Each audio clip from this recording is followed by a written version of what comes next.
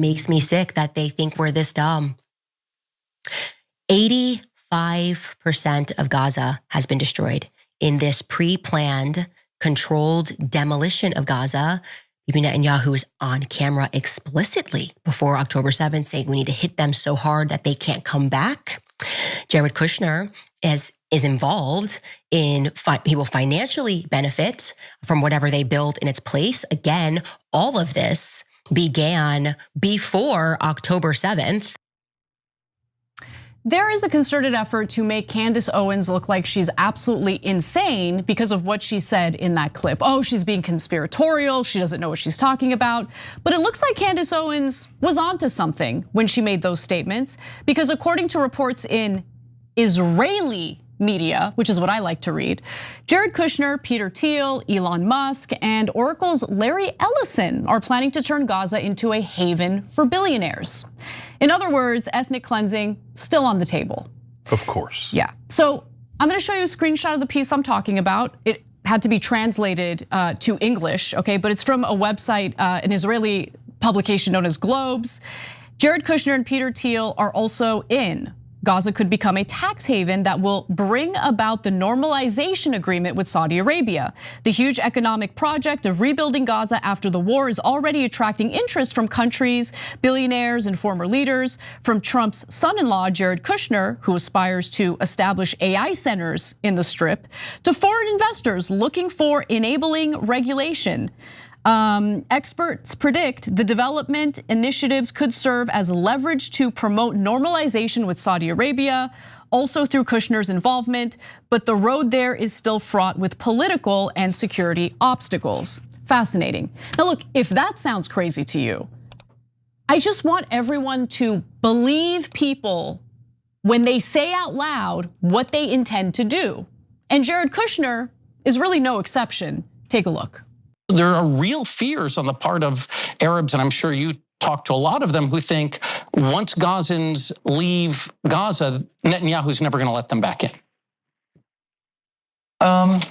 Maybe, but I'm not sure there's much left of Gaza at this point. So, if you think about even the construct, like, Gaza was not really a historical precedent, right? It was the result of a war. And so my sense is I would say, how do we deal with the terror threat that is there, so that it cannot be a threat to Israel or to Egypt, right? I think that both sides are spending a fortune on military. I think neither side really wants to have, a terrorist organization enclaved right between them. I mean, Gaza's waterfront property. It could be very valuable, but I think from Israel's perspective, I would do my best to move the people out and then clean it up.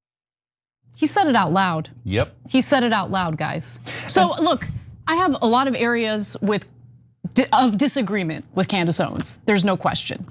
But to make her out to be insane for saying statements like that, I think is crazy. The people accusing her of being crazy are the real insane people, because it's all right here in front of us, guys. Yeah. So, all right, let's start with Jared Kushner. So he says, well, the people are saying conspiratorially, the guy's trying to give him a layup that they're gonna move out the Palestinians. I mean, that's ethnic cleansing. And not let them come back. And not let them come back. And Jared Kushner's like, yeah, maybe. In other words, yeah, of course that's our plan. And then he goes on to confirm. For he says Gaza doesn't even exist. It's it's a historical context, war, blah, blah, blah, blah, blah. Okay, and maybe we move the people out. Yeah, that's called ethnic cleansing, and you're saying it on tape. And you're saying, I want to do it so I can make more money. Is that a trope? Because I didn't say it, you said it. So, okay, so your plan is to murder these people, ethnically cleanse them, destroy all of Gaza so you could rebuild it as waterfront property for you and for Israel. Well, I don't know anything more disgusting than that. Don't come at me about denouncing Candace Owens until you denounce Jared Kushner. Okay, did anybody denounce Jared Kushner? Did anybody call him an anti-Muslim bigot, a terrorist, someone who wants to ethnically cleanse 2.2 million people? No, I'm not gonna denounce Tucker Carlson or Candace Owens or anyone else who, by the way, treat the Palestinians and Muslims and Arabs these days in a shocking turn of events as if they're human beings, more so than mainstream media does, way more. Denounce all of mainstream media who treats the Palestinians as dispensable and not fully human. 100%. I denounce all of you. I denounce every cable news anchor. Now, but you're gonna pressure everyone? Oh no, no. Candace has made Israel unhappy by sticking up for Palestinians who are being slaughtered at record numbers. You guys have, no, we don't have to denounce her at all, okay? I am very happy about her support for the Palestinians. Agreed. And they say, oh no, but we're so much more important. I mean, yeah, the Palestinians are dead, but we have been offended. That's so much more. No, it's not. No, the lives of the Palestinians are infinitely more important than you being offended 100%. By Candace Owens. So let me get to more details about this reporting in, again, Israeli media. The US media, I'm sure, could report on this, but interestingly enough, they failed. They don't. Huh, so what a weird coincidence. The piece actually quotes specific people, and that's important because you're putting a name onto these statements, which makes it a lot more credible. So Hadass Lorber, head of the Israel-US project at the Institute for National Security Studies and head of the Institute for Responsible Artificial Intelligence at HIT, sees the increasing involvement of Kushner and former British Prime Minister Tony Blair, of course, in rebuilding the Gaza Strip and shaping the governmental and civilian reality there after the war as a good sign. The Saudis and Emiratis are interested in taking part in the Gaza reconstruction plan, which, beyond demilitarizing it and entrusting it to a technocratic government based on local forces with Arab backing, is supposed to become, according to Blair and Kushner, a city of tax-free startups with scattered server farms for cloud processing and artificial intelligence. And at its center, a Tesla factory where cheap local labor will work. The plan is also receiving encouragement from several billionaires, such as Peter Thiel, who's the actual Antichrist, and Larry Ellison, the other Antichrist, who are looking for new tax-free areas and simple regulation, meaning no regulation, with the latter also willing to invest $350 million in the plan. I mean, Peter Thiel is giving lectures on the Antichrist. Look in the mirror, bitch. Yeah, so I was talking about Peter Thiel and Larry Ellison, but first, I mean, you guys got that, right?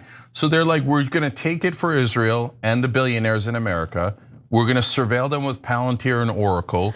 And as Larry Ellison pointed out, we now have the equipment that could track every person. And if they're doing anything we don't like, that's it. We lock them up or we kill them or whatever it is. He didn't say kill them or lock them up. He just said we have the ability to track all of you. And the citizens will be, well behaved now, okay? So these monsters are going over, they're gonna wipe out everyone. They already wiped out 93% of the buildings. They're gonna rebuild it for Israel and for themselves. And they're gonna use the Palestinians as cheap labor, basically as slaves. They're the most disgusting people on earth, those two, okay? So now, Peter Thiel, to Anna's point, that's why we're ironically saying the Antichrist, because what a ludicrous thing to say. Antichrist, what kind of nonsense talk is that, okay? And guess what, he gave two options as the potential Antichrist. Peter Thiel, apparently Christian, whatever the hell he is, right? He's some sort of radical now in terms of religious fervor. What a dumb person. Like, oh, I found the answer, it's in radical religion. Okay, yeah, you sound really smart. Anyways, he says the two possibilities are Greta Thunberg, yeah. The Antichrist is gonna come as a tiny Swedish girl with no power. That's likely, okay? Yeah. Or he named some guy who is opposed to AI because he's worried about all the things we're worried about. Turns out the guy's Jewish. So one of the two potential Antichrists is Jewish according to Peter Thiel. Wait a minute, isn't that the biggest anti-Semitic trope of all time? But he's working with us to enslave the Palestinians and to monitor them and to do all these things. And he's gonna set up one of the things here. And by the way, we're then gonna bring that technology to America and we're gonna surveil all of you so you're good boys and girls and don't protest Israel or the current government or any of the corporations that have taken over and are terrorizing us. So now let's go to Larry Ellison.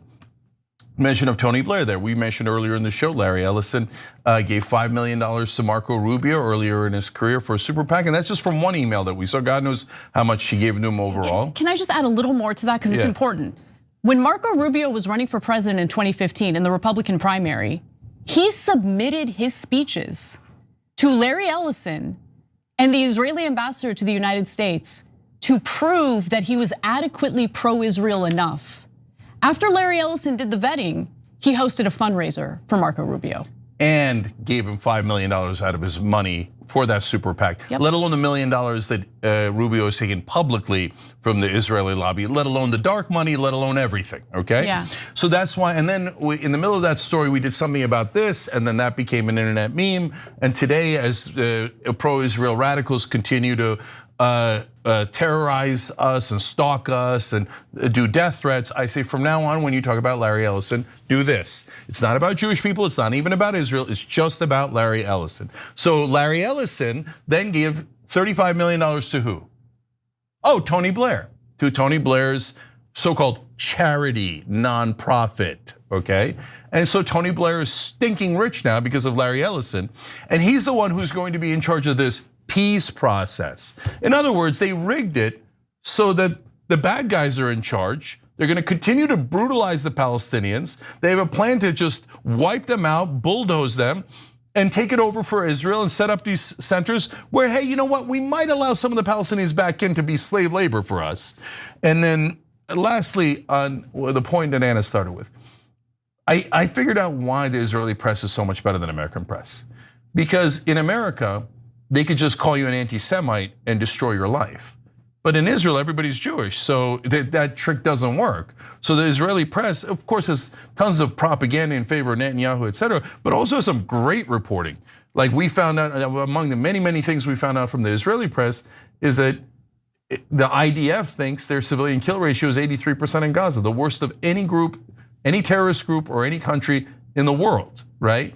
So now, what's amazing is the American press has never reported that, or reported this, or reported any of the things that the Israeli press is publicly reporting. Yeah. But the American press looks at it and goes, I don't want my life ruined. That's exactly right. So I'm not gonna, even though it's true and super relevant, I'm not going to say it. Instead, I'm gonna write an article that's basically Israeli propaganda, because I don't want to be fired and I don't want my life ruined by these pro-Israel radicals. And also, look, reporting this kind of stuff in American media might actually sour Americans against Israel. In Israel, reporting this kind of stuff is just, it's Tuesday. Like, this is what we're planning on doing, and aren't you happy that the terrorist enclave will no longer exist? Essentially, like, I mean, this piece did not call all Palestinians terrorists, but isn't that what Jared Kushner did in his statement there? He did. A terrorist enclave. He's a terrorist. I mean, 100%. So a few more details, because this story is so important, guys, because you're gonna hear all sorts of lies about like, oh yeah, they're working around the clock for a peace deal. No, they're not, okay? In fact, here's more from our friend Hadas Lorber, who says that Israel's full normalization with Saudi Arabia is still subject to political constraints and Palestinian demands, Lorber argues. Therefore, pay attention to this statement, this is important. Therefore, the solution now is a graduated model, postponing an immediate decision on issues such as the two-state solution. According to the plan, Israel may or may not recognize the Palestinian people's aspiration for self-determination in the future after certain conditions are met. But the bottom line, in the Trump era, normalization with Israel is seen as part of a model in which the American administration controls the Middle East through the leverage of local capital. And one other thing I want to note, now that all of the living hostages have been returned and the remains of some of the hostages, or at least the hostages they can find, have been returned, there are a lot of overt statements about how no, they want to continue the genocide. So here's a video of Bezalel Smotrich basically making clear that the Israelis are in on all of this, meaning the real estate bonanza. Let's watch that, and then I'll give you the statements in English for our audio audience. בוא נדבר על היום שאחרי המלחמה בהיבט הנדל"ני. אתה כבר התבטאת לא פעם לגבי חידוש ההתיישבות היהודית ברצועת עזה. שאלה פשוטה, איפה מבחינתך צריך לקום היישוב הראשון ברצועה? אני מודה שלזה לא ציפיתי, אני מוכן להתחיל מהתוחמת הצפונית, אבל סתם, תדעו לכם, זה לא מצחיק, יש תוכנית עסקית, תקשיבו לי טוב, יש תוכנית עסקית שנבנתה על ידי אנשים הכי מקצועיים שיש שנמצאת על השולחן של הנשיא טראמפ, לאיך הדבר הזה הופך לבוננזה של נדל"ן, אני לא צוחק, מחזיר את עצמו. אגב, אני התחלתי משא ומתן עם האמריקאים, אני אומר את זה לא בצחוק עכשיו, כי אני גם דורש, הרי אנחנו שילמנו המון כסף על המלחמה הזאת. אז אנחנו צריכים להתחלק, איך אנחנו עושים אחוזים על שיווקי הקרקע אחר כך בעזה, אבל עכשיו לא בצחוק. את שלב ההריסה, שהוא תמיד השלב הראשון בהתחדשות העירונית עשינו, עכשיו צריך לבנות, זה הרבה יותר זול. He said, we have paid a lot of money for this war. No, you haven't. American citizens have. Yeah, you didn't pay anything. We went into debt for this. We have paid a lot of money for this war. We have to see how we are dividing up the land in percentages. The demolition, the first stage in the city's renewal, we have already done. Now we need to build. There is a business plan put together by the most professional people here that is on President Trump's desk. They say it out loud. And when they say what they intend to do, when they show you who they are, just believe them. I mean, he couldn't have been any clearer there. He said, we're gonna make money off of it. There's a business plan. We're gonna split up Gaza. We're gonna have certain percentages. And that's why we're destroying everything in Gaza. But American media is like, oh no, it's just a coincidence that they happen to destroy 93% of the buildings in Gaza. It's just a coincidence that they have cranes and bulldozers and steamrollers right now destroying the parts of Gaza that they control, and they already destroyed the parts they don't control. They already have 53% of Gaza. They already stole half of Gaza. But American media says no. Not only are you not allowed to report facts, if you report facts, we'll try to ruin your life, right? So tell me you're not Israeli propaganda. I mean, you saw it on tape. You heard him say it. Nope. NBC won't cover it, CBS, ABC, CNN, Fox News, New York Times, Washington Post. Nope. Lie after lie after lie to do Israeli propaganda and not tell you the real reason. Which if all you gotta do is go to the Israeli press and you'll see they're on tape all over the place going, yeah, we're gonna ethnically cleanse them. We're gonna steal that land and we're gonna make it ours. And we're gonna make a lot of money off of it. Don't tell me it's a trope, he said it. He said it.